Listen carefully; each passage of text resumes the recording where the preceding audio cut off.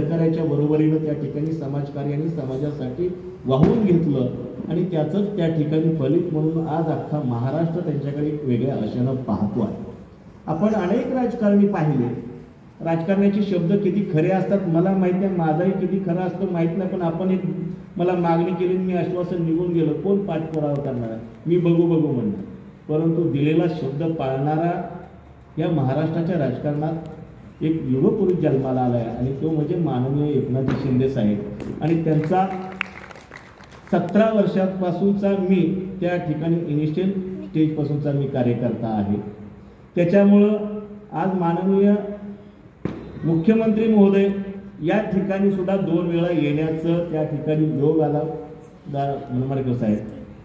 आता इथे का आलो तर महाराष्ट्राच्या मुख्यमंत्र्यांनी आम्हाला आदेश दिले, माझे बॅनर वगैरे जाहिराती लावण्यापेक्षा येणाऱ्या वारकऱ्यांची सेवा करा आणि त्या वारकऱ्यांच्या मुखामध्ये पोटामध्ये 2 अन्नाचे शीत आपले त्या ठिकाणी आपल्या माध्यमातून गेले पाहिजे, त्यांचा आत्मा तृप्त झाला पाहिजे, त्याच्या आत्म्याचा आशीर्वाद त्या ठिकाणी आपल्याला लाभला पाहिजे अशी भूमिका घेऊन माझ्यावरती मागच्या 2 वारीमध्ये जबाबदारी दिली.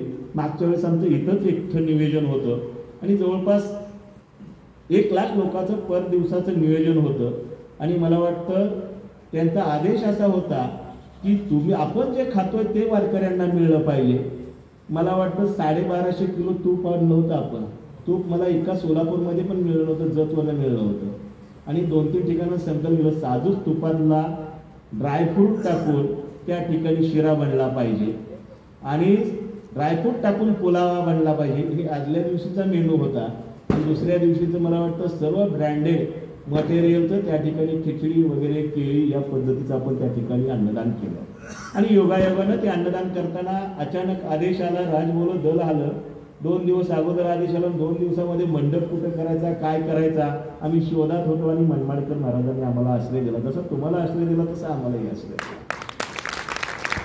आणि त्यावेळेस अतिशय छोट्या शॉर्ट नोटीसमध्ये त्या ठिकाणी हा सांगाडा तयार होता आणि आमच्याकडे कपडा नव्हता, महाराजांकडे त्या ठिकाणी मंडपाचा कपडा. आम्ही पुण्यावरनं टीम बोलवली, पहाटेपर्यंत मंडप तयार झाला, वारा आलं, पुन्हा फाटला, साहेब तरी येण्याची वेळ झाली, पुन्हा नंतर मंडप बांधण्याची वेळ झाली. अशा धावपळीत आमचा पहिल्या वेळेचा कार्यक्रम झाला. यावेळेस पाहिलं तर महाराजांनी अतिशय उत्तम व्यवस्था केली आणि साहेब सुद्धा अतिशय त्या ठिकाणी बोलले की अरे फार चांगली VIP व्यवस्था केली. महाराजांनी त्यांचा सत्कारही केला आणि ह्यावेळेस आपण 3 ठिकाणी व्यवस्था केली. दररोज एका ठिकाणी 1 लाखाची व्यवस्था, म्हणजे असं दररोज आपण 3 ठिकाणी 3 लाखाची व्यवस्था, असं 3 दिवस कार्यक्रम चालू होता. म्हणजे 8-9 लाख वारकरी बांधवांना आपण महाप्रसाद देण्याची भूमिका. सांगायचं एवढंच आहे की हा महाराष्ट्राचा आपला नेता आपल्याला त्या ठिकाणी लाभला आणि देणार आहे. मागल त्याला आजपर्यंत त्या ठिकाणी नाही हा शब्द नाही. महिला भगिनींसाठी त्या ठिकाणी अर्ध तिकिटाची योजना असेल, लेख लाडकी असेल, उच्च शिक्षण मोफत असेल, त्याचबरोबर आता लाडकी बहिणीच्या माध्यमातून त्या ठिकाणी 1500 रुपये असतील आणि अशा वर्कर्सना देखील त्या ठिकाणी मानधनामध्ये वाढ असेल. असं महिलांसाठी त्या ठिकाणी अतिशय चांगल्या योजना त्या ठिकाणी राबवलेल्या आहेत. शेतकऱ्यासाठी आता सौर पंप असेल, 7 HP त्या ठिकाणी कृषी पंप, अशा अनेक योजना त्या ठिकाणी सर्वसामान्य जनतेला डोळ्यासमोर ठेवून त्या ठिकाणी त्यांनी केलेली आहे. मला याचा ओप एवढ्यासाठी करायचा आहे, आपण सुद्धा त्या ठिकाणी मागणी केली. मला माहिती नव्हतं मागच्या वेळेस मनमाडकर साहेबांची मागणी काय आहे, परंतु त्यांनी त्यावेळेस मागितलं नाही. नंतर त्याच दिवशी मुख्यमंत्री महोदयांच्या हस्ते मला वाटतं ही प्रेयर मी मांडली असती माझ्या प्रस्तावावरून, त्याच दिवशी हा प्रश्न निकाली निघाला. परंतु हरकत नाही, शेवटी जसा विठू लेकूरवाळा, जसं भक्तांचं प्रेम, जेवढे जास्त भक्त तेवढा आपला देव मला वाटतं अधिक माया आणि कृपा करतो. त्याला फक्त भक्तांचं प्रेम अपेक्षित असतं. तसंच आमच्या सुद्धा एकनाथ महाराजांना माणसांचं प्रेम अभिप्रेत आहे. एखाद्या वेळेस आपल्या आयुष्यातला एक थोडासा इथं बसलेले सगळ्यांनी जर का मला वाटतं 1 दिवस दिला तर मी आपल्याला सगळ्यांना वर्षावरती निमंत्रित करेल. वर्षा म्हणजे महाराष्ट्राच्या मुख्यमंत्री महोदयांचा बंगला, त्या दिवशी निमंत्रित करेल. मी एकट्यानं ही मागणी मांडण्यापेक्षा आपण सगळेजण ती मागणी मागू आणि त्याच दिवशी मी तुम्हाला शब्द देतो विठ्ठलाच्या साक्षीला, हा 13 वर्षाचा प्रलंबित असलेला प्रश्न हा कृती तुमचा त्या दिवशी मार्गी लागलेला असेल असं मी तुम्हाला अभिवचन देतो. आणि नक्कीच हे दायित्व मी स्वतः स्वीकारतो आणि जोपर्यंत आपलं काम होणार नाही तोपर्यंत मी स्वतः पाठपुरावा तुमचा, तुम्ही नाही केलं तरी तुम्ही पाठपुरावा सोडणार. तुम्ही तारीख सांगा, आजच तारीख सांगा, त्या दिवशी सर्व हजर राहतील. नक्कीच.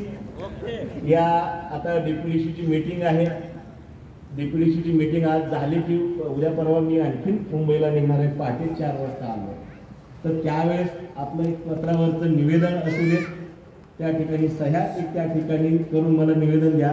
मी साहेबांची वेळ घेतो. अधिकच्या संख्येने आला तर मला तर खूप आनंद वाटेल, माझी इच्छा ती फुगेल.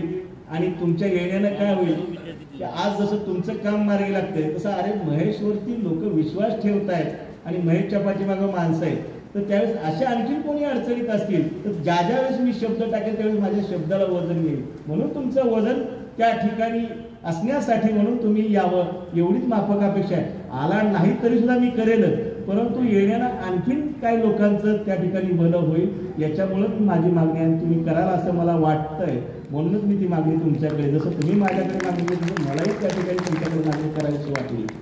जाता जाता अधिकचं लांबलेलं रठाळ माझं मनोगत मी थांबवतो आणि शेवटाकडे येतो.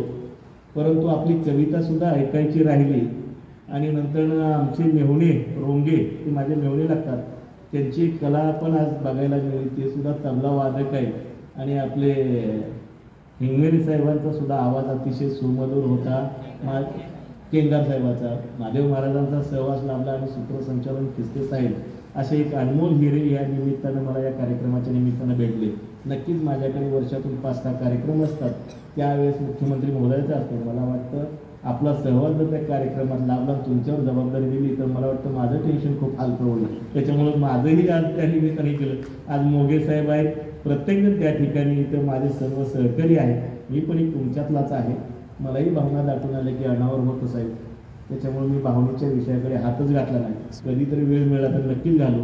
आपण त्या ठिकाणी मला बोलवलं, इथंचित्त माझा सत्कार केला, सन्मान केला आणि आपल्याशी ओळख करून घेण्याचं मला भाग्य लाभलं.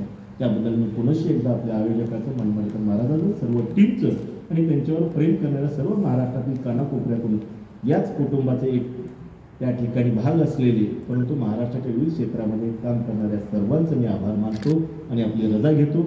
जय हिंद, जय महाराष्ट्र. खरोखर आपण आणि शिंदे साहेब